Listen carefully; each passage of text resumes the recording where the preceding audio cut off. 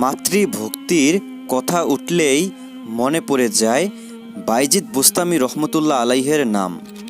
তার নাম শোনেননি এমন লোক উপমহাদেশে নেই বললেই চলে। মাতৃভক্তিতে তিনি অনন্য হয়ে আছেন ইতিহাসের পাতায়। সুলতানুল আরেফিন খ্যাত আল্লাহর এই অলি জন্মেছিলেন 804 খ্রিস্টাব্দে ইরানের বোস্তাম শহরে। বোস্তামের দিকে সম্পর্ক করেই তাকে বোস্তামি বলা হয়। একদিন হজরত বাইজিদ বুস্তামি রহমতুল্লাহ আলাইহের মা শয্যাশায়ী ছিলেন। তখন শীতকাল, ঘরের দরজা খোলা থাকায় ঠান্ডায় বাতাস ভিতরে আসছিল। বাইজিদকে মা বললেন দরজার একটা কপাট বন্ধ করে দেওয়ার জন্য। বাইজিদ মাকে জিজ্ঞাসা করতে ভুলে গেলেন কোন পাশের কপাটটি বন্ধ করবেন, ডান পাশের কপাট নাকি বাম পাশের। তৎক্ষণে মা ঘুমিয়ে পড়েছেন। বাইজিদ মনে করলেন এ অবস্থায় মাকে ঘুম ভাঙিয়ে জিজ্ঞাসা করলে তার কষ্ট হবে, তাই ঘুম না ভাঙিয়ে কিছুক্ষণ এক পাশের কপাট খোলা রেখে আরেক পাশের কপাট বন্ধ রাখেন।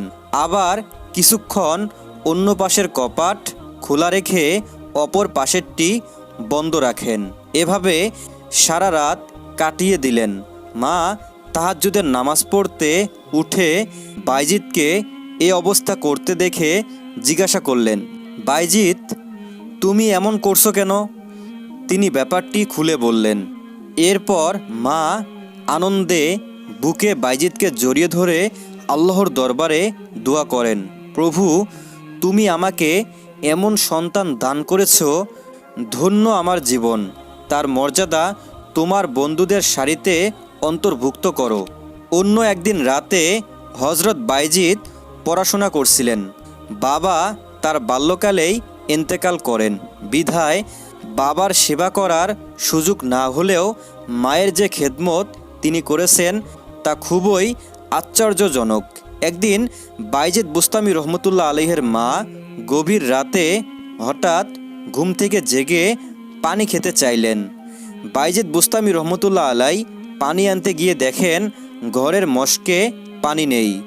পাশের কূপ থেকে মশক ভর্তি করে পানি এনে দেখলেন মা ঘুমিয়ে পড়েছেন। তখন ছিল শীতকাল। পানির গ্লাস হাতে নিয়ে সারা রাত মায়ের শিয়রে দাঁড়িয়ে রইলেন সন্তান বাইজিদ। খুব ঠান্ডায় হাত যেন অবশ হয়ে যাচ্ছিল। ফজরের আজানের আগে তাহাজ্জুদের নামাজ পড়তে উঠেন বাইজিদের মা। দেখেন বাইজিদ তার মাথার পাশে পানির গ্লাস হাতে নিয়ে দাঁড়িয়ে আছে। প্রশ্ন করলেন, বাবা বাইজিদ তুমি আমার মাথার পাশে পানির গ্লাস নিয়ে দাঁড়িয়ে আছো কেন?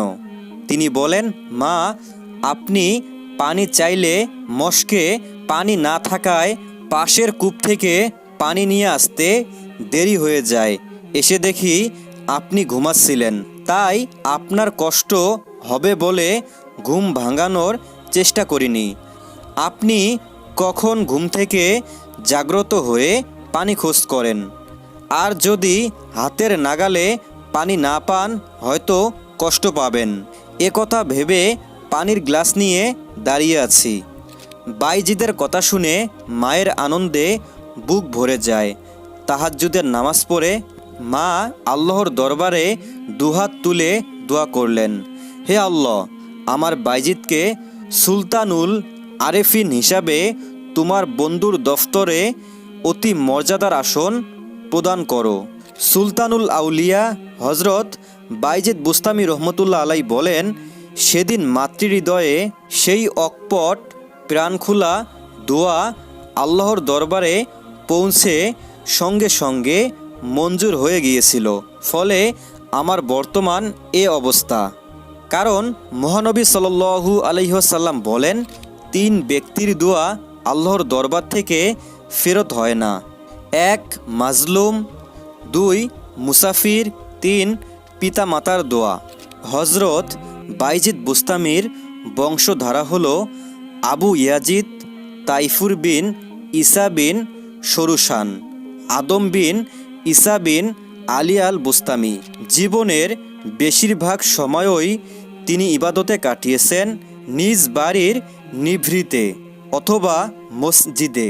সুফিবাদের আলোচনা করার জন্য লোকজনকে নিজের বাড়িতে আমন্ত্রণ করতেন, কঠোর তপস্যা করতেন এবং সৃষ্টিকর্তার সান্নিধ্য লাভের আশায় দুনিয়ার সকল আনন্দ ফুর্তি থেকে নিজেকে দূরে রাখতেন।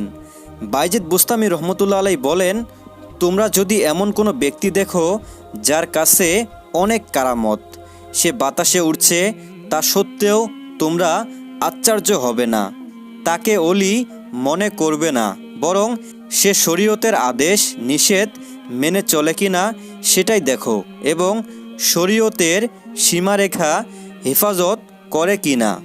তিনি আরও বলেন, যে ব্যক্তি শরীয়ত এবং সুন্নতের অনুসরণ ব্যতীত নিজেকে তরিকতপন্থী বলে দাবি করে সে মিথ্যুক, কেননা শরীয়তের অনুসরণ ব্যতীত তরিকত অর্জন অসম্ভব।